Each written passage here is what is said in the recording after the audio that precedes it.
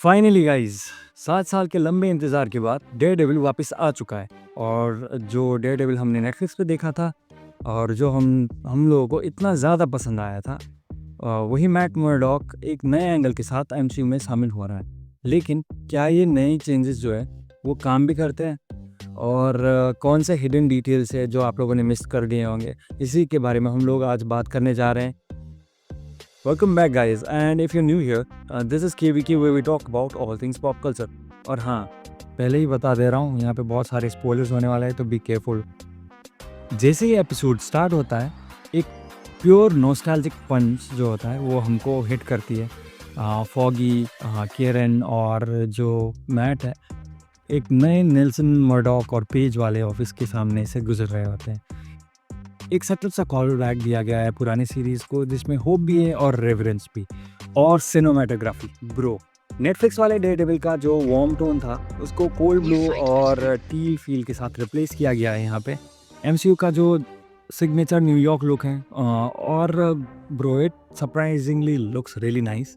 फिर scene shift होता है होजेस बार पे, जो कि है डेयरडेविल की वर्ल्ड का एक कॉमिक एक्यूरेट और आइकॉनिक स्पॉट। और ये क्राइम वर्ल्ड का एक हब होता है जहाँ पे सीडी डील्स वगैरह होती रहती है। और इस बार हम एक नए कैरेक्टर के साथ भी मिलने जा रहे हैं जिसका नाम है क्रिस्टन मैकडफी। ये सिर्फ एक कैजुअल एडिशन नहीं है, क्योंकि ये कॉमिक में भी एग्जिस्ट करती है और एक मेजर रोल प्ले करती है मैट की लाइफ में। कॉमिक्स में जब एक मोमेंट आता है जिसमें मैट को अपनी आइडेंटिटी को रिवील करना पड़ता है, जिससे उसको न्यूयॉर्क छोड़ के जाना पड़ता है, और उसके बाद में मैकडफी और मैट सैन फ्रांसिस्को शिफ्ट हो जाते हैं। और मुझे लगता है कि ये शो वो भी कर सकता है, वहाँ भी जा सकता है ये शो। और भाई सबसे बड़ा मोमेंट जो था वो है बुलजाई एके पॉइंट डेक्स्टर का वापस आना। लेकिन यहाँ पे एक वियर्ड प्रॉब्लम भी है, जो कि बुलजाई का कमबैक एकदम रश्ड फील होता है। मतलब यहाँ पे ना कोई प्रॉपर मोटिवेशन है या तो कोई बैक स्टोरी है। आई मीन, मैं साइकोपैथ हूँ इसलिए मैं यहाँ पे आ रहा हूँ, सिर्फ ये वाला लॉजिक है वही यूज़ किया गया। ठीक है, जो नेटफ्लिक्स वाला बुलजाई था वो कैलकुलेटेड और बहुत ही डिफरेंट टाइप का था। तो यहाँ पे उससे हटकर बहुत ही कुछ और ही कर रहे हैं लोग, जो कि है लाइक इट फील्स लाइक कि कोई रैंडम जो है ना, रैंडम स्ट्रीट साइड विलन बना दिया उसको। फिर भी मैट जब डेयरडेविल सूट पहनता है और फाइट स्टार्ट होती है, man it feels perfect. Okay, एक और नया डिटेल, मैट का जो रेडार सेंस है उसको दिखाने के लिए इन लोगों ने नए विजुअल इफेक्ट्स को इंटीग्रेट किया है शो में। जैसे कि एस्पेक्ट रेशियो जो है वो डिस्टॉर्ट हो जाता है और एक फिशाई वाला जो इफेक्ट है वो क्रिएट होता है, which is a very comic accurate way to do it, and I really liked it. और जो फाइट सीन्स का जो टोन है वो एक नेटफ्लिक्स वाला जो डेयरडेविल था और शी हल्क वाला डेयरडेविल, उसके बीच का फ्यूजन है। तो यहाँ पे दोनों स्टाइल्स का बैलेंस दिख रहा है। ठीक है, और इसकी वजह से मैट का जो फाइटिंग स्टाइल है उसमें जो कोरियोग्राफी में जो है वो बहुत फ्लूइड और फ्लेक्सिबल फील होता है, लेकिन स्टिल वो ह्यूमन ही लगता है। लेकिन हाँ, कुछ एक्शन सीक्वेंसेस में वीएफएक्स का काफ़ी फोर्स्ड यूज लगता है, क्योंकि बहुत जगह पर डार्क लाइटिंग यूज़ किया गया है और स्मोक का ओवर यूज़ किया गया है। मतलब लाइक क्लियरली वीएफएक्स फ्रॉस जो है उनको छुपाने की कोशिश हो रही थी। पर एक फाइट सीन है जो मुझे काफ़ी पसंद आया। वन शॉट हॉलवे फाइट का एक कॉल बैक है और बहुत क्लेवर ट्रांजिशन यूज़ किए गए हैं। अगर आप सिंगल टेक फाइट का पैटर्न समझते हो तो आपको नोटिस करने में बहुत ईजी हो जाएगा कि इसमें बहुत ही सीमलेस कट्स का यूज़ किया गया है। ठीक है, एक और हिडन डिटेल यहाँ पे दिखाई देता है, जो कि है बुलजाई का ग्लव, जो कि एक कॉमिक एक्यूरेट बुलजाई लुक को रेफरेंस करता है।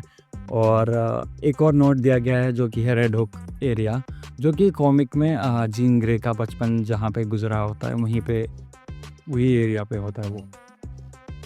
और फिर आता है एक डार्क ट्विस्ट, जो कि है फॉगी को गोली लगना।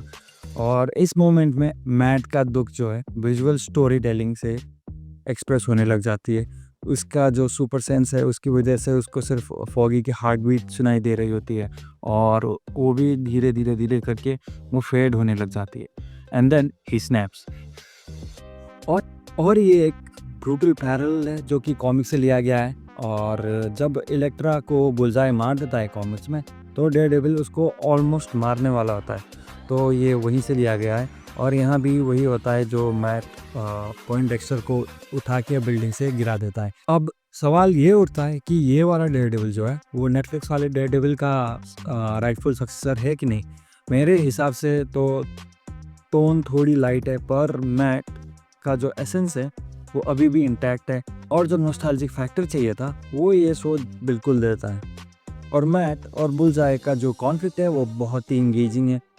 विजुअल्स और एक्शन में थोड़ा सा मिक्स रिएक्शन है, बिकॉज वहाँ पे वीएफएक्स थोड़ा सा इधर उधर हो जाता है, इसकी वजह से थोड़ा सा अजीब दिखने लग जाता है। पर हाँ, और लेकिन यहाँ पे क्या होता है कि थोड़ा सा स्टोरी को रश किया जा रहा है, क्योंकि जैसे मैंने पहले ही बताया था आप लोगों को कि बुलजाई का जो कॉमबैक है वो बहुत ही वीक लगता है। पता नहीं कहाँ से आ जाता है, वो अचानक आके कुछ कर देता है फिर उसके बाद में चला जाता है।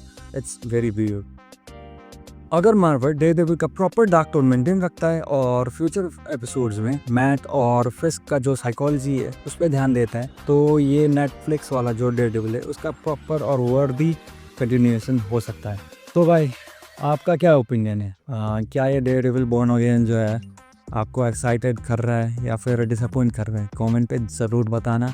और अगर आपको ये वीडियो पसंद आया है तो like, share and subscribe. This is my time, guys. Peace out.